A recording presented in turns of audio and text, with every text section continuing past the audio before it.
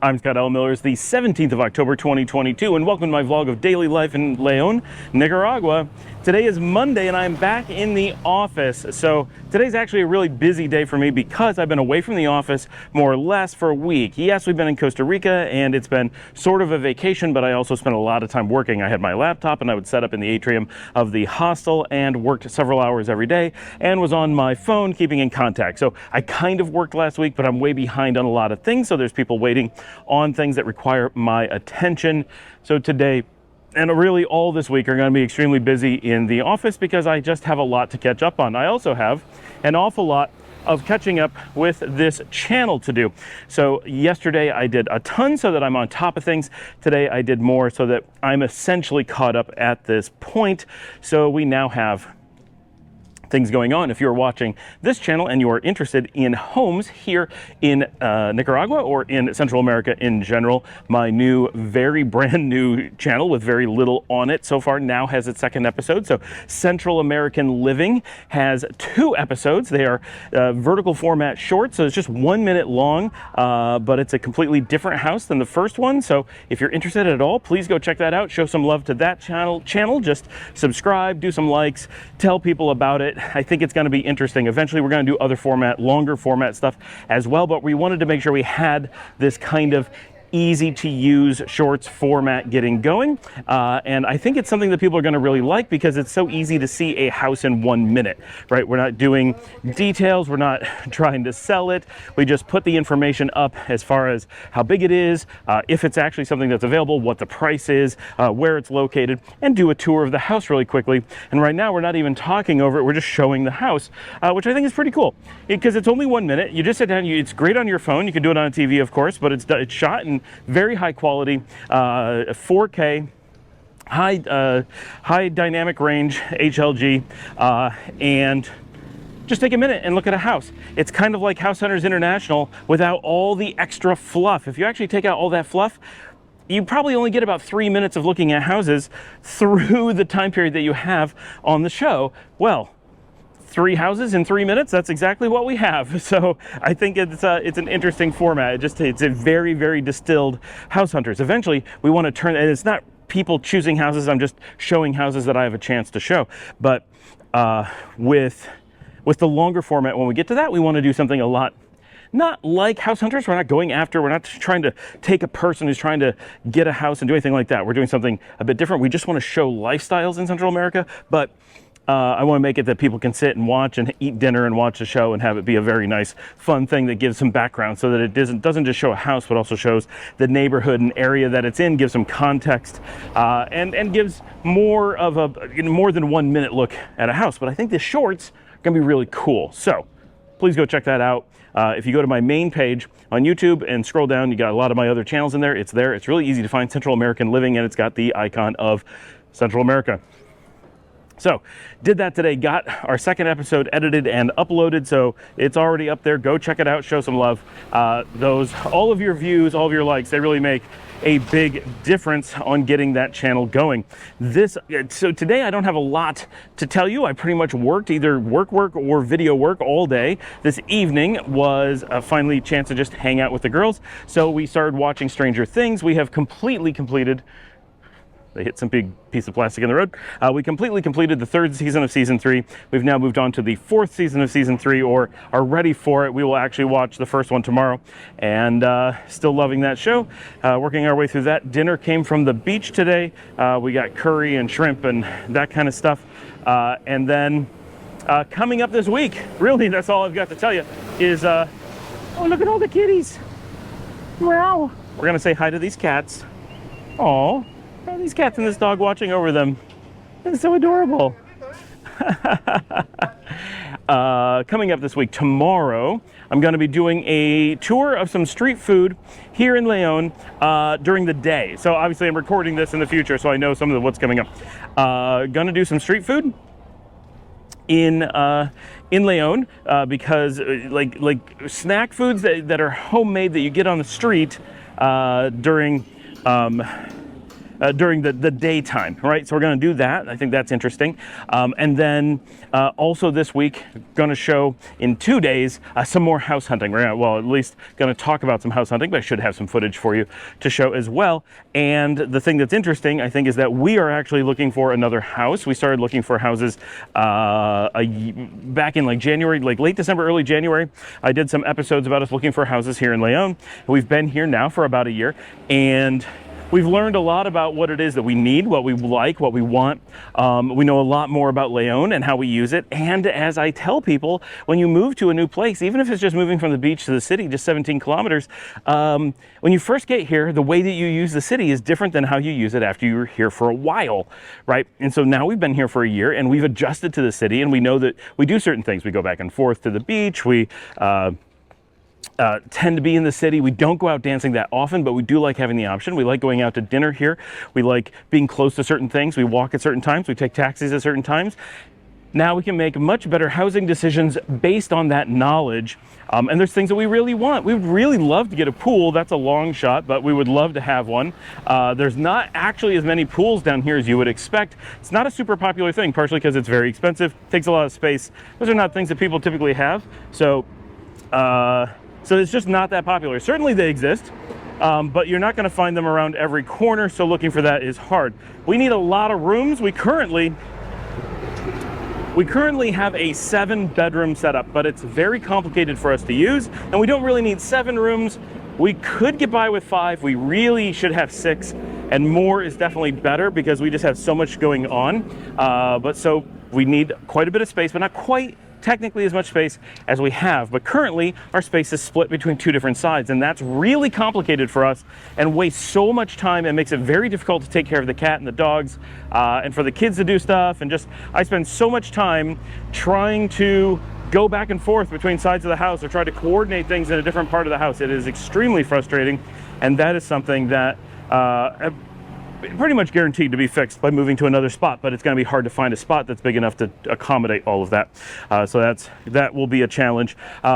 We definitely want something that's a little bit more enclosed and not as loud. We don't want to be so close to a church. That it's neat living next to a church until you realize how much noise there is, and the fact that they run fireworks even illegally nearly every day of the year, sometimes all through the night. Like, you never get away from it. There is no break from the fireworks. The church bells go off for 30, 40 minutes a day.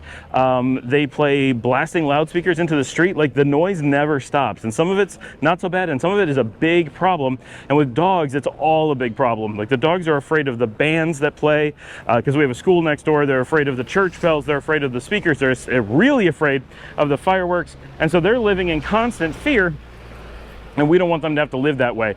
So we're trying to fix that, along with many other things. We don't have space for the dogs to run. That's actually one of the biggest driving factors of the entire potential move of looking for a house, is because the dogs, obviously, dogs that come from the US cannot be allowed out on the streets. There's just no possibility. They would be dead in the first 2 minutes. And I mean that any dog will be dead instantly. You will have so many people pressure you to let your dogs loose on the street. Oh, everyone does it. You can just do it. Why can't you leave your dog? Of course your dog can be let loose.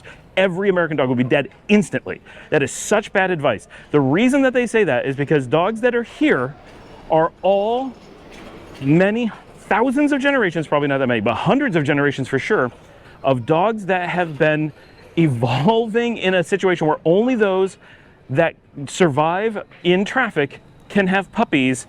And those puppies, only the ones that avoid cars, survive to become adult dogs. So it's a combination of the dogs here have evolved to be ones that are wary of cars, and those that aren't get killed really early. And it's the most depressing thing ever. But the dogs that can't handle it are dead. And that's why they're saying, well, all the dogs are okay. Yes, because you killed all the ones that couldn't naturally do it. And so based on this really horrible, horrible system, people will, for whatever reason, consistently pressure you to take your dog from somewhere else who has no possibility of being able to manage traffic. They do not understand how the cars move. They don't know it's dangerous. And it's not like you learn through experience. You go out and you die. There's no in between, right? So your dog would be gone, and then you say, well, it learned. Now it won't have puppies that that don't go out in traffic, right? Like that's the system. So you have to leash your dogs and walk them every time they need to go out for anything. That's just a given if you're bringing your dogs from somewhere else like we did. Of course, get a dog here. If you have that option, that's great. Don't get a dog somewhere else and then bring it here unless you already have the dog. And of course, you're not going to let your dog go. So it's a real thing. Wow, they're doing a lot of maintenance on the road up here. I'm going to show this in just a second. So because we have dogs that came from America, they cannot be loose ever. And I'm just gonna start turning this around because we got flooding and a lot of road work to show. This is handy, no traffic's gonna hit me. Watch me get hit by this motorcycle coming across. He actually is sort of, no he's not. He's like, I'm going here. Oh, maybe not. And so because of that, I have to go out so much, and this explains so much of how I don't get sleep. I have to walk the dogs mostly at night. During the day, I get a little bit of help because we have a housekeeper who walks the dogs a few times. You can actually see water flowing down here. This water's flowing down to that neighborhood. If you watch my episode that was up recently about discovering a new neighborhood, that's where this water is flowing. We're just a block away from there. This is a lot of water in the street. I don't know what's going on here. I don't think the water's associated with what they're doing, but they're doing a lot of rebuilding the road. You can see the pavers in some areas over here, but then they've totally dug things up all over. I don't know if they're putting in new drainage or fiber or just completely redoing the road, but I'm not aware of the road having been bad here before. There's a lot of work that is going on. Now I gotta get across this road in just a minute. But, so it's this huge part of my life. I walk the dogs. Like I said, during the day I get a little bit of help, so I only walk them once or twice during the day typically. But in the night, I normally walk them starting at about 6:30, and then every couple hours until 3 a.m. 3 a.m. And it doesn't matter if I'm tired and I want to go to bed, they need to walk. And so they will wake me up, they will jump on me, they'll bark in my face because they gotta go, and there's no one else to take them. I'm the only person who can handle getting up at night. And so and what often happens is I get into bed, and after I'm in bed, I'm like, okay, I think I've walked them enough. I think I can finally go to sleep. I get into bed and I'm all ready to sleep, and then they need to walk again. So almost every night, I end up having to get dressed, put shoes back on, go walk them again, go back to bed again, and it's very frustrating. And that's one of the hardest things. It's not just that I stay up late; it's that I go to bed, think I'm going to start to fall asleep, and then have to readjust, get woken up again, go walk them, and back to bed. So about 3 a.m. is about the earliest that I can realistically actually fall asleep, and pretty consistently they need to walk by between 7 and 7:30 in the morning. So my night has a full window of just over 4 hours. Sometimes they need to get up at about 6:30. Once in a while they let me sleep until 8, but in general 7 to 7:30 is when they're going to get up, and it's very rare that I get to go to bed before 3. That is not a lot of sleep to have as a maximum sleep window every day, 7 days a week, right? So that's really wearing on me and is becoming a serious problem. And no one else can handle it, right? No one else can do the waking up to deal with the dogs, not as late, not as early. I'm the only person with the stamina to handle it. So it's really taking its toll. So any house that we're looking at, the number one thing is it has to have a way for the dogs to run inside and out and get there. Oh my gosh, that dog is right in the road, and that guy's not going to dodge it. Oh, he's fine. He's fine. And the dog runs right back out into the road seconds after nearly dying. Speaking of, it's amazing how these dogs are able to survive, even the ones that know what to do. And so number one thing of a house, it has to have a way for the dogs to take care of themselves, at least the majority of taking care of themselves. Taking them for a walk once a day, not a problem, right? As long as I have the flexibility to not have to drop everything and take them at the moment that they want to go, and that I don't have to do it all through the night. So we want a place where they can just run around, and plus they are very limited the way that it is now. They're pretty much trapped in a single room.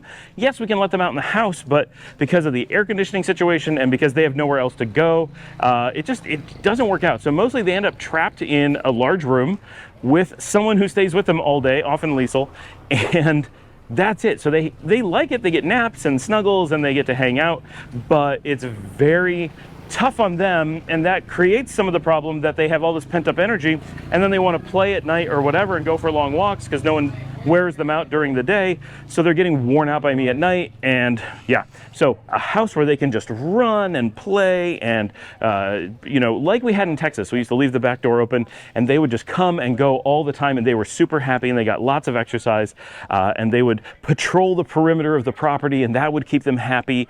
And they would, you know, be able to go out and do their business anytime they wanted. They didn't have to ask to do so.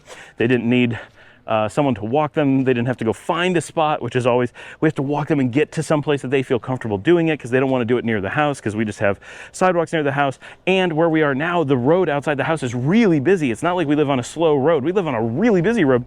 So the instant you step out the front door, it's really dangerous and loud.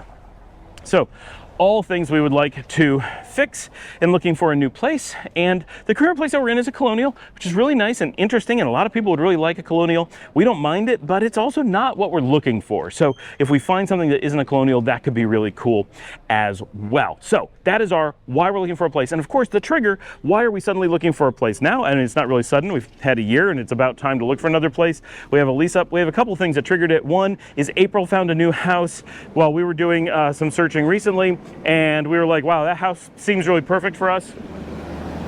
It gave us some clear information on pricing and what's available farther out from the city center that may make sense for us. And also, of course, this last week we just got a car, the Toyota Corolla, and that changes everything. That previously, I'm the only one who can go any distance on foot. That's still true. But we had to live near the city center to have any way for anyone to go anywhere that didn't have a car involved. You would need a taxi or something. I've shown this house before. This one is really nice here in Sutiava. And so by not having a car, if we lived anywhere out of the center at all, we'd be in taxis nonstop. Like, it would just never end. That's a little bit of a problem. We could do it, but it would be very frustrating. And taking the kids and the dogs anywhere gets even harder because we don't all fit in a single taxi, especially because the taxis are smaller than the Corolla and you have the taxi driver. So you need one extra person and there's less space. It's very hard. So now that we have a car, the idea that we can just run where we need to go most of the time, we can still get a taxi when we need it, but most of the time we have our own transportation. We can now feel comfortable living farther out of the city center. So that is the plan. One of the reasons we lived right in the center is because we didn't have a car. And you can see my episodes talking about should you have and not have a car. And actually I want to do an entire episode just on that at some point. But for us, a lot of factors have triggered us to get a car rather than relying on public transportation for everything. But I'll still use public transportation quite a lot, as I've said. So it's not that I'm saying you need a car, but for us, since we need a car and we have one, it now changes where we potentially want to live. So that is a big factor for us. So that is going to be Wednesday, starting some real searching on stuff. We will see how that goes. Now, real quick, we're going to do the throwback. 3 years ago today was actually a really busy day in which I had nothing to say. It's one of those episodes, it's like a minute and a half long, and basically I'm like, my gosh, I was so busy today, I didn't get to do anything. And the one thing I did with the girls 3 years ago is Luciana was just getting me into the Nickelodeon show The Thundermans, which I still really like. I thought that was a good show, had a good cast that we enjoyed watching. It was funny and light and one of those good kid shows. And remember, 3 years ago, my kids were 8 and 10. Is that really right? That seems like it must be wrong, but no, that has to be right. So they were a lot younger, so kid shows are still what we were watching, not things like Stranger Things and Umbrella Academy and stuff like we watch now. They've really gone from kid stuff into adult stuff in these last couple of years, which of course, that's how it happens. But we kind of went through that transition period 3 years ago. They were still also at least a little bit playing with toys, and now it's been years. It was right at the end. So it's been years since they had any kind of toys or anything. Now it's all adult video games and movies and that kind of stuff. And you know, it's no longer playthings, it's real things, right? Doing real painting, real projects, stuff like that. So we watched a couple episodes of The Thundermans. That was it 3 years ago, but we're getting really close to when 3 years ago we were starting the countdown to the flight to Nicaragua. So that's going to be interesting coming up soon. That's it for today. Remember to like and subscribe, ask your questions below, leave your comments, share with your friends, tell people about the channel. Thanks for joining me. It's great having you all here. And if you'd like to support the channel directly, you can buy me a coffee. Links are below, and I will see all of you tomorrow.